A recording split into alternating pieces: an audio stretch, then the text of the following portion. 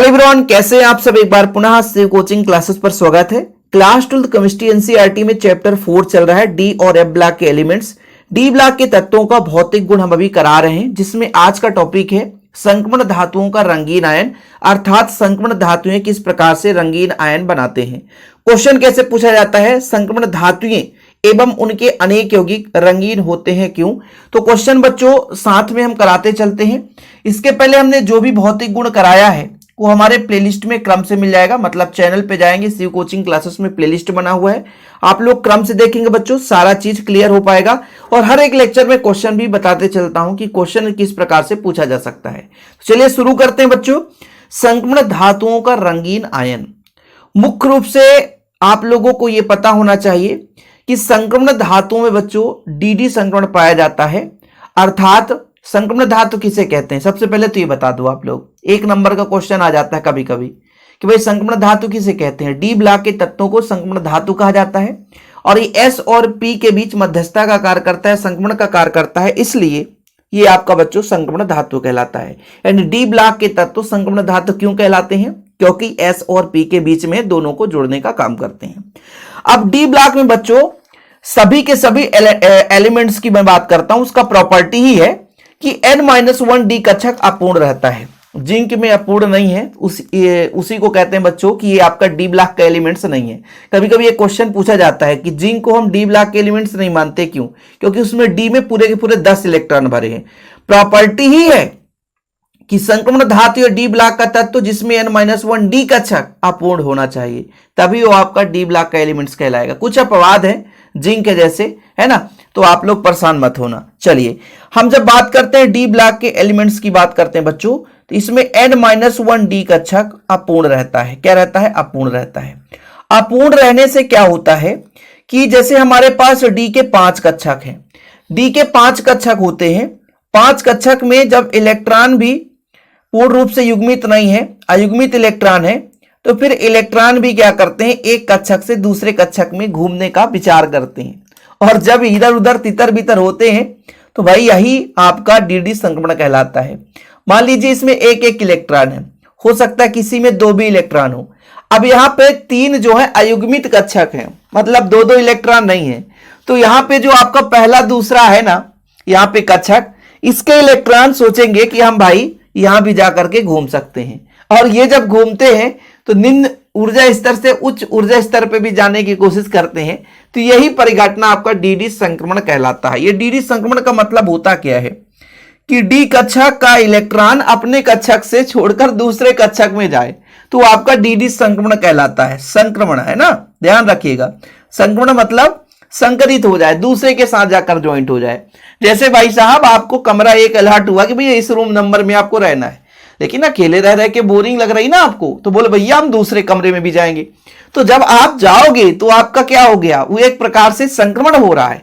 ऐसे ही इलेक्ट्रॉन जब अपने कक्षक को छोड़कर दूसरे कक्षक में जाते हैं, तो ये जो परिघटना है डी संक्रमण कहलाता है बच्चों। मतलब कुल मिलाकर कहने का तात्पर्य है कि कोई इलेक्ट्रॉन अपने निम्न ऊर्जा स्तर से उच्च ऊर्जा स्तर की ओर जा रहा है, तो फिर वहां पे आपका डी संक्रमण कहलाता है ना। मतलब इलेक्ट्रॉन का कक्षकों में विचरण डी संक्रमण कहलाता। अब होता क्या है बच्चों, जैसे कहा गया कि डी में टोटल कितने हैं, 5 कक्षक, ये 2 भागों में विभाजित हो जाता है, जिसे हम विपाटन कहते हैं, क्रिस्टल क्षेत्र विपाटन के नाम से जाना जाता है। जैसे डी में आपके पास टोटल कितने कक्षक है, 5 कक्षक हैं, तो इनको 2 भागों में बांटा जाता है। देखिए अभी मैं बता रहा हूं, 2 भागों में एक निम्न ऊर्जा स्तर कहलाता है और एक उच्च ऊर्जा स्तर कहलाता है। ठीक है, एक निम्न ऊर्जा स्तर बच्चों और एक उच्च ऊर्जा स्तर। तो यहां पर जो 2 कक्षक हैं इनकी ऊर्जा स्तर उच्च है। इसमें 2 कक्षक कौन कौन सा है, एक तो आपका D x square by square, और ये जो आपका बच्चों डी जेड स्क्वायर। और जो 3 कक्षक होते हैं वो निम्न ऊर्जा स्तर के होते हैं। ये कौन कौन से हैं, एक आपका डी एक्स बाय, फिर आपका डी बाय जेड, और एक डी जेड एक्स।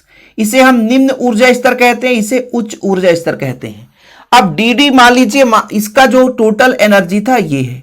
अब जब 2 भागों में विपाटित हो गए, जिसे हम बोलते हैं क्रिस्टल क्षेत्र विपाटन, तो बच्चों इसका सामान्य से कम ऊर्जा होती है और इसकी सामान्य से ज्यादा ऊर्जा होती है। अब मान लीजिए कोई इलेक्ट्रॉन विचरण तो करना चाहता है, डीडी संक्रमण बोलता भैया डीडी संक्रमण होगा, कुल मिलाकर के निम्न ऊर्जा स्तर से चाहता कि मैं उच्च ऊर्जा स्तर पर जाऊंगा, तो दृश्य प्रकाश के कुछ रंगों को अवशोषित कर लेता है और जो रंग अवशोषित करता है उसके विपरीत जो उसका संपूरक रंग है वो हमें दिखाई देता है। इसी कारण से हम कहते हैं कि ये जो होता है रंगीन होता है। कितना सिंपल है बच्चों, फिर से समझने की कोशिश करिएगा।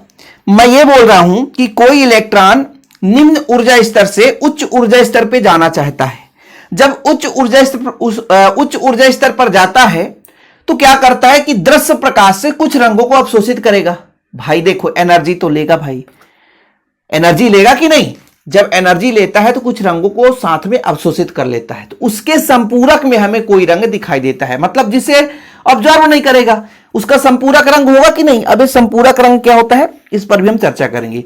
फिलहाल थोड़ा सा देखें, संक्रमण धातुओं के यौगिक ठोस अवस्था में अथवा विलयन अवस्था में रंगीन होते हैं।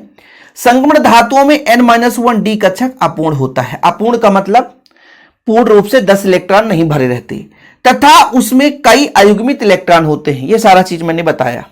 जब कोई यह समूह लिगेंड धातु आयन की ओर बढ़ता है तो डी ऑर्बिटल्स के 5 ऊर्जा स्तर 2 समूहों में विपाटित हो जाते हैं, यानी 2 भागों में बढ़ जाते हैं।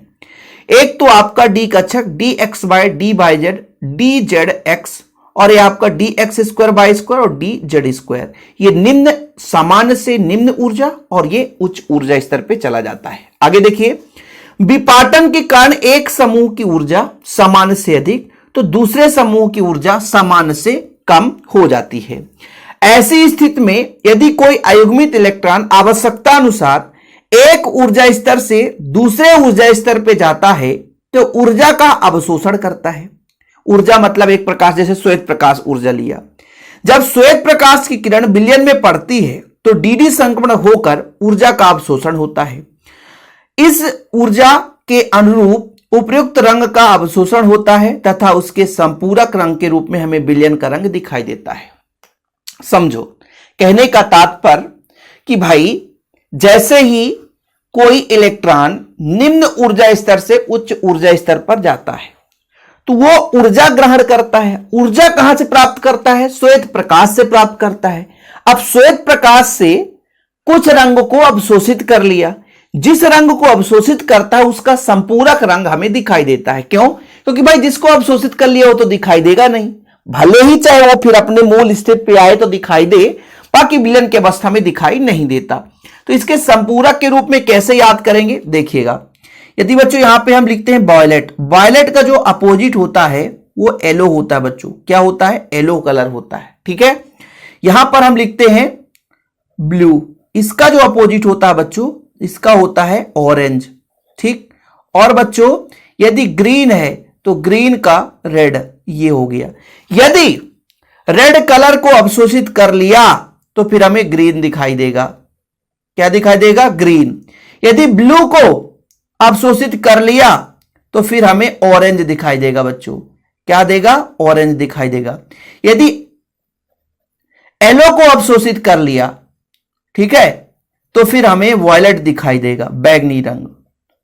ये एक दूसरे के विपरीत है। संपूरक, ये संपूरक कहलाता है। ऑब्जेक्टिव क्वेश्चन में पूछ दिया जाएगा कि यदि कोई विलयन, संक्रमण धातु का जो विलयन है, बैगनी रंग को अवशोषित करता है तो फिर विलयन हमें किस रंग का दिखाई देगा? तो फिर पीले रंग का दिखाई देगा।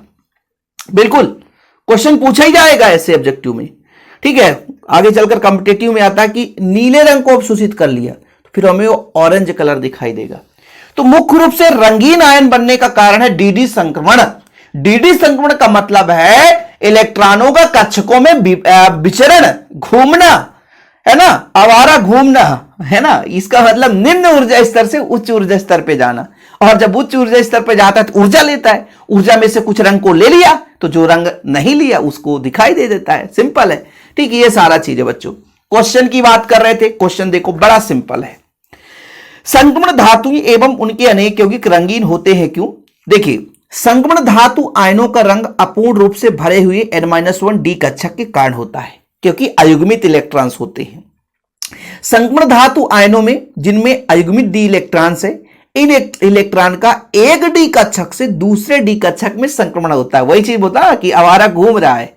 मान लीजिए आपके घर में कई सारे कमरे हैं, बोला गया भैया अलॉटेड आपका एक कमरा, लेकिन बोले भैया अकेले एक कमरे में कैसे रहेंगे यार, थोड़ा बहुत तो घूमना जरूरी है, फिर एनर्जी लेना पड़ेगा।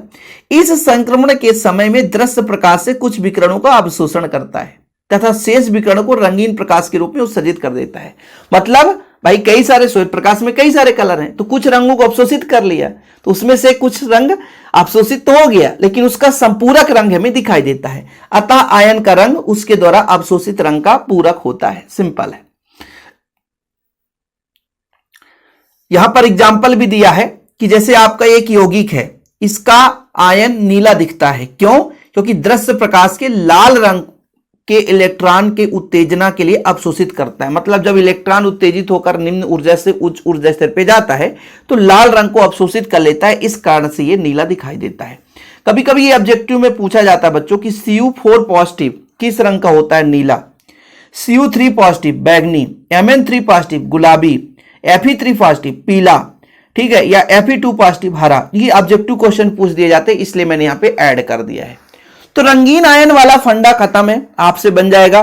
बाकी बच्चों आप लोगों को लगेगा सर नोट्स हम कैसे बनाएं, तो नोट्स के लिए आपको ज्यादा परेशान नहीं होना है भाई। ये कांटेक्ट नंबर मैं दे देता हूं 9685 29 91 49, मेरा पर्सनल नंबर है। जिसको नोट्स लेना है तो ले सकता है प्रॉपर रूप से तैयारी के लिए। हाँ, मात्र 100 रुपीज चार्ज लगता है, लेकिन प्रॉपर रूप से नोट्स दिए जाते हैं आपकी तैयारी के लिए। ठीक है, यदि जिसको पसंद है भाई तो नोट्स ले ले और प्रॉपर रूप से तैयारी करें।